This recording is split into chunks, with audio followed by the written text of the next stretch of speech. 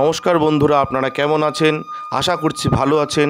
আমাদের চ্যানেলে যদি আপনি প্রথম বা নতুন হয়ে থাকেন তাহলে অবশ্যই চ্যানেলটি সাবস্ক্রাইব করে দিন এবং ভিডিও ভালো লাগলে অবশ্যই লাইক, কমেন্ট এবং শেয়ার করবেন।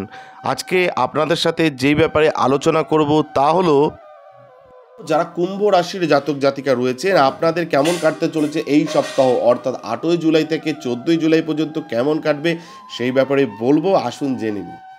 এই রাশির বয়স্ক ব্যক্তি বা গর্ভবতী মহিলাদের এই সপ্তাহে আপনার স্বাস্থ্যের বিশেষ যত্ন নিতে হবে। এই জন্য ভারী ওজন উত্তোলন এড়িয়ে চলুন এবং অন্তরের শান্তির জন্য শ্রী হনুমান চালিসা পড়ুন বা শুনুন। এটি আপনার মনে ইতিবাচক শক্তিও সঞ্চয় করবে।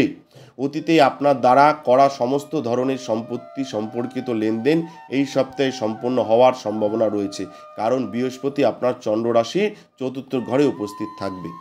এটি আপনাকে উপকৃত করবে এবং আপনি আপনার ভবিষ্যৎ সুরক্ষিত করতে অনেকাংশে সফল হবেন। পারিবারিক পরিবেশে অশান্তি থাকবে। এমন পরিস্থিতিতে আপনাকে আপনার ব্যস্ত কাজ থেকে কিছুটা সময় বের করে আপনার পারিবারিক সমস্যা সমাধানের চেষ্টা করতে হতে পারে। যাই হোক, তবুও পরিবারে চলমান উত্তেজনার কারণে এই পুরো সপ্তাহে আপনি মানসিকভাবে খুব চিন্তিত বলে মনে হবে, কারণ কেতু গ্রহ আপনার অষ্টম ঘরে অবস্থান করবে। এই সপ্তাহে কর্মক্ষেত্রে ইতিবাচক কিছু ঘটতে পারে।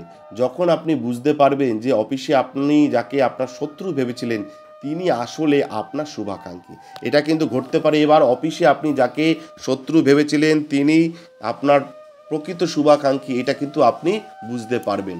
অতএব তাদের সাথে আপনার সমস্ত খারাপ অভিজ্ঞতা ভুলে গিয়ে আপনি একটি নতুন এবং ইতিবাচক শুরুর জন্য একটি ভালো সিদ্ধান্ত নিতে হবে।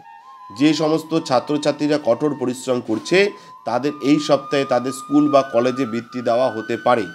এতে আপনার সম্মান আরও বৃদ্ধি হবে এবং আপনার পরিশ্রম দেখে আপনার পরিবারের লোকজনও গর্ববোধ করবে যারা কুম্ভ রাশির জাতক জাতিকা রয়েছেন। মাথায় রাখতে হবে এই সপ্তাহে কিন্তু আপনার মোটামুটি ভালো থাকবে। পারিবারিক পরিবেশে একটু অশান্তি থাকবে, কিন্তু সেটা কাটিয়ে উঠতে হবে নিজেকেই। এই তো আপনাদের বললাম যে সার্বিক কেমন যাবে কুম্ভ রাশির এই সপ্তাহ। আপনাদের ব্যক্তিগত কোনো সমস্যা থাকতেই পারে, জীবনে চলতে গেলে ব্যক্তিগত সমস্যা থাকে। সেটা যদি আপনাদের কোনো সমস্যা থাকে আপনারা আমাদের স্ক্রিনে দেওয়া নাম্বারে যোগাযোগ করতে পারেন। আমরা চেষ্টা করব আপনার ব্যক্তিগত সমস্যা সমাধান করবার।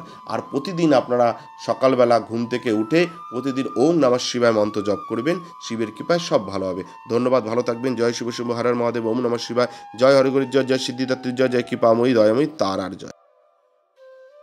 আমাদের ভিডিও আপনাদের কেমন লাগছে? আশা করছি ভালো লাগছে। তাহলে অবশ্যই লাইক করুন, কমেন্ট করুন এবং শেয়ার করুন এবং চ্যানেলটি অবশ্যই সাবস্ক্রাইব করে দিন। ভালো থাকবেন, সুস্থ থাকবেন। ধন্যবাদ। এবং সকলে অবশ্যই কমেন্টে লিখবেন জয় শিব শম্ভু হর হর মহাদেব। ওম নমঃ শিবায়।